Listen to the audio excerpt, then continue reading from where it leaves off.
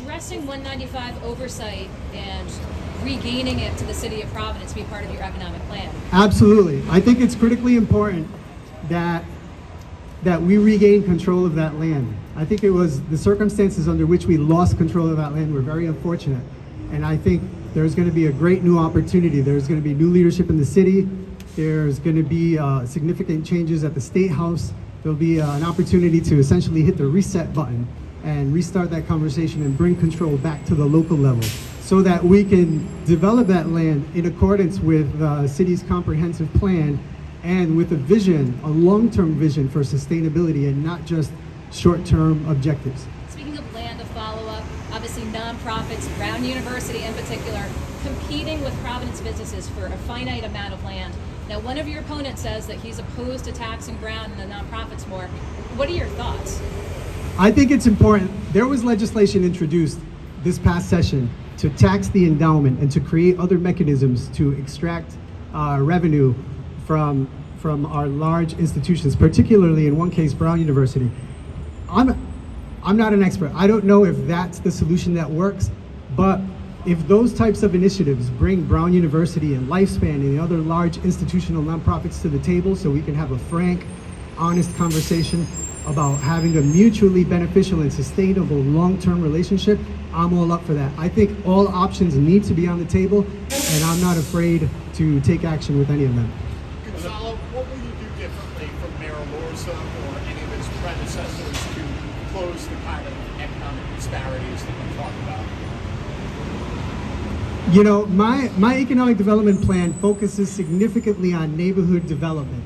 And when we are talking about a city that is between 60 and 70% BIPOC, minorities, people of color, however you want to refer to it, we cannot continue to talk about economic development without ensuring that those communities are front and center, and that we're investing in those communities, we're seeing those communities, and we're providing resources for those communities.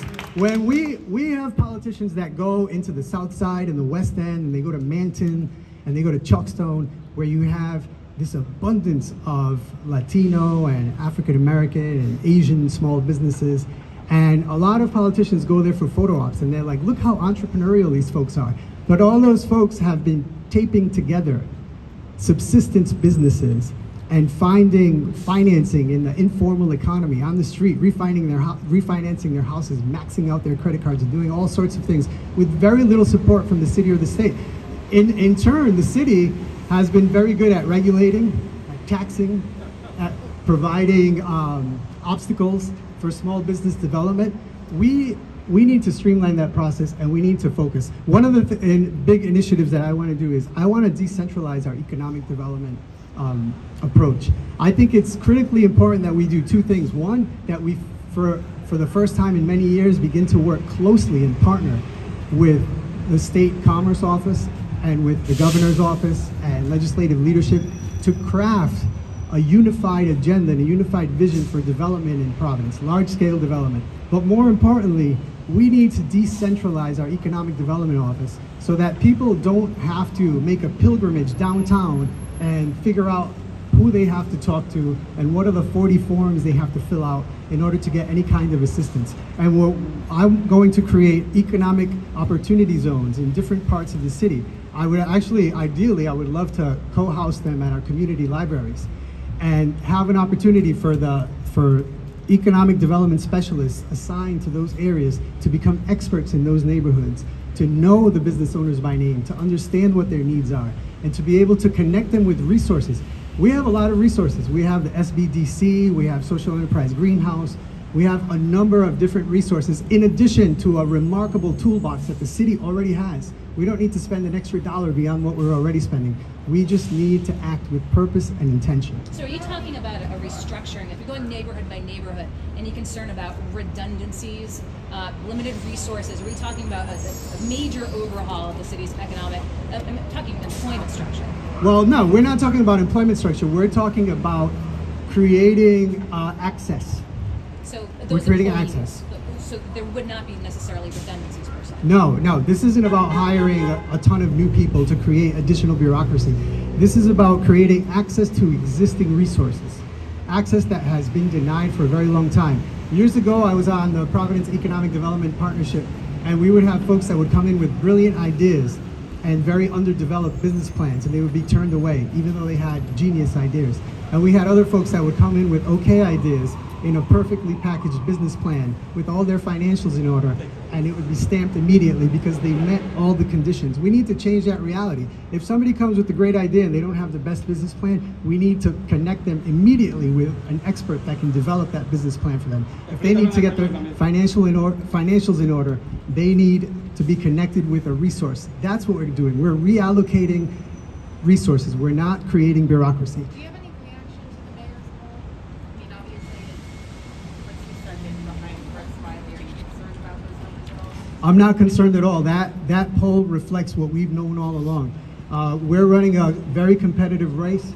We're within the margin of error, and we continue to grow in parts of the city. We're looking forward to winning this race and becoming the next mayor of the city of Providence.